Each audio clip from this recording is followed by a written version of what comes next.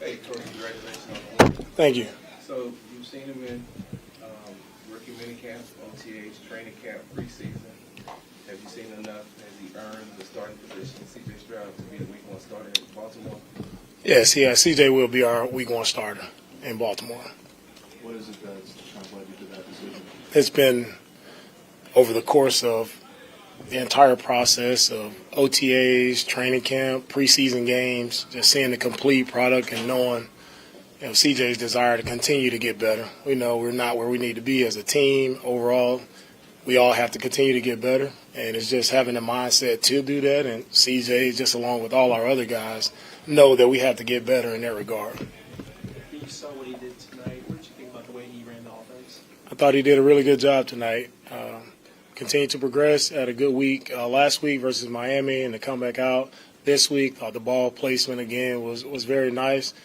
And he can't do that without the offensive line up front. I thought the offensive line, they deserve the credit, right? He had the time, right, to make those throws. So credit to the offensive line. They did a really good job of protecting him. That's what we want up front. And it all starts there. So happy with what those guys did tonight. What led you to start Michael Dieter today, and where's Kenyon Green in your evaluation? Yeah, Dieter has done a really good job all camp. He deserved reps. He wanted to see him in with the first group. Is that, as Kenyon Green, has he regressed in your opinion? What is it that he's working on? No, we were all working to get better. As I said multiple times standing here, every position is everybody is always moving around. Right? Every position, we'll always evaluate each guy and see where we are. Coach, was it a concerted effort to get Damian Pierce more touches tonight? And what did you think about how angry he ran? Yeah, I love the way Damian ran. That's what we want to see from him. So he did a really good job. The challenge this week was, to our running backs to accelerate through the hole, right? Continue to move their feet, continue to finish going forward. And it was good to see Damian run that way. And that's his style. We love the angry style, and that's what we want to continue to see from him. And also, I thought Mike Boone did a really nice job today as well, running the ball, finishing runs. He ran very physical mindset, and I love the way both of those guys ran tonight. You guys have invested so much in the offensive line already. You bring in Josh Jones in the building too. How much more is there to invest throughout the year if you need to do that? Are you all prepared to do that throughout the season? And whatever we need to do up front, we'll do it. We don't go if our O-line doesn't go. We don't go if our D-line doesn't go. So whatever we need to do to continue to get better up front, we'll do it and invest whatever we need to invest to make that work.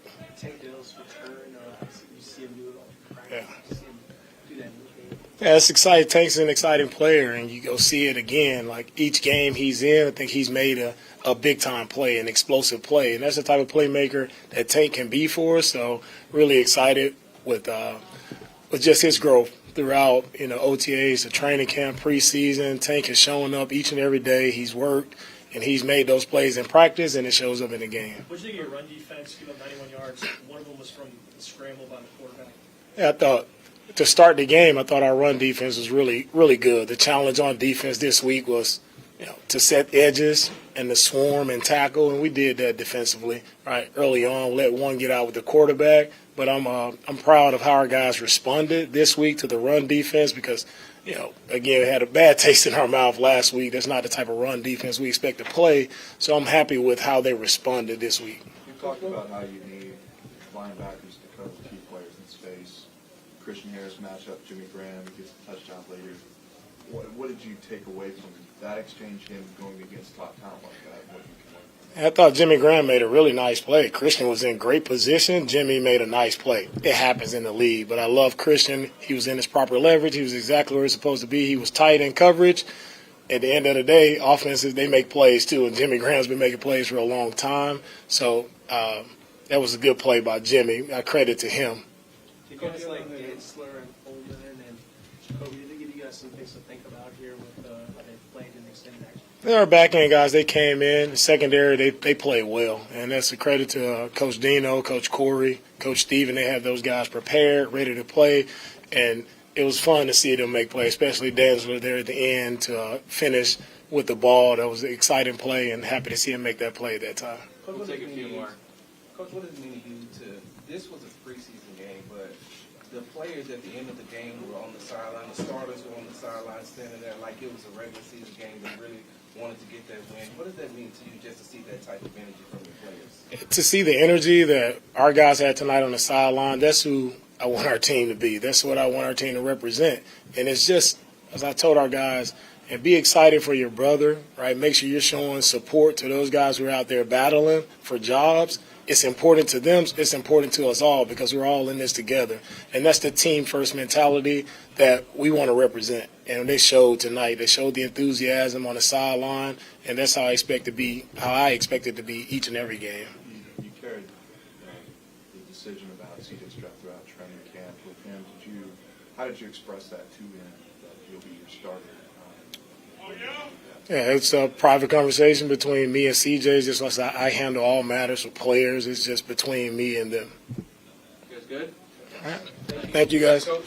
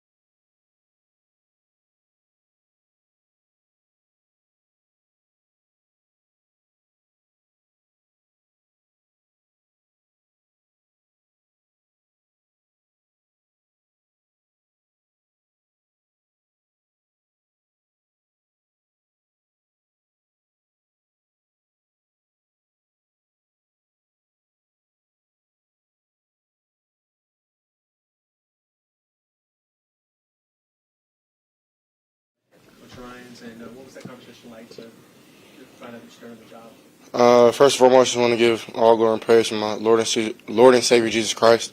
Just have another opportunity, man. It's a blessing to be able to play this game, especially in the league, man. Like a place like the Superdome, definitely was a blessing to be out there. And but yeah, it was the same thing. I mean, you got to keep working.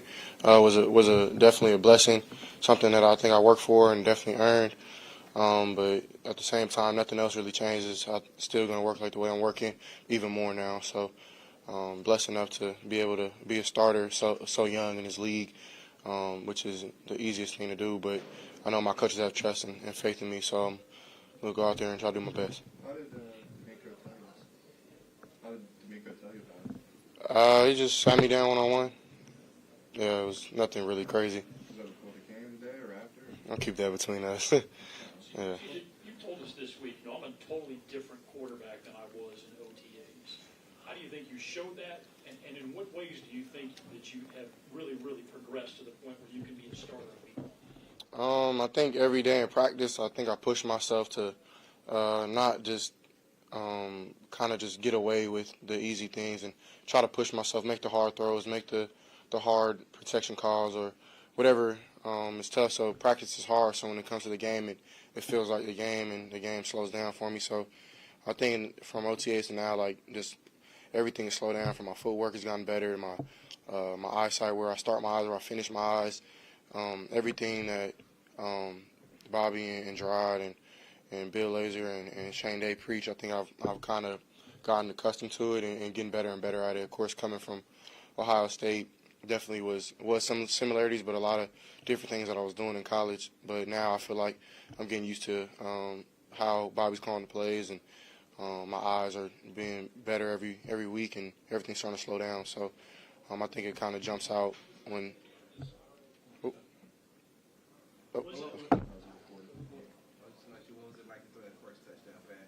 It was a blessing, man. It was really cool to connect with Neek. We work hard. Actually, we got that rep after practice. It was on Friday, like 3-4 times, just getting it down, and for it to pay off and for us to get a touchdown off of it, it was definitely cool to see the hard work pay off. So, man, it was a blessing. Hopefully, first to many. What's it mean for this offense? What's it mean for you as a quarterback, having a guy like Pierce not just do what he did tonight, but what you think he can do moving forward? Yeah, I think just watching football my whole life, man, it's hard to do anything without running the ball. And DP is the type of person, every time he touches it, he wants to score. I think that'll pay off for him. I think he'll start getting out the secondary, tackling and getting straight to the end zone, which is exciting to see. He had really every single run he was running hard, and that's what you can really expect from him. And on top of that, great in pass protection. I think he's a slept-on person who can catch the ball at the backfield and still get vertical and be elusive. I think he catches the ball really well. So really excited to get to work with him, and I know me and him are gonna do great things together, God willing. CJ, in terms of readiness, how ready do you feel now for the regular season and for what's coming up for you? I mean, we'll see. I mean, it's not really something I can just answer right away. I got to go out there and practice this week and get ready for Baltimore and work really, really hard to try to better myself and be as best I can when it's time to go line up against those guys. So really excited to do that, but I don't know if I'm ready or not. Well, God willing, I will be, and I think I am.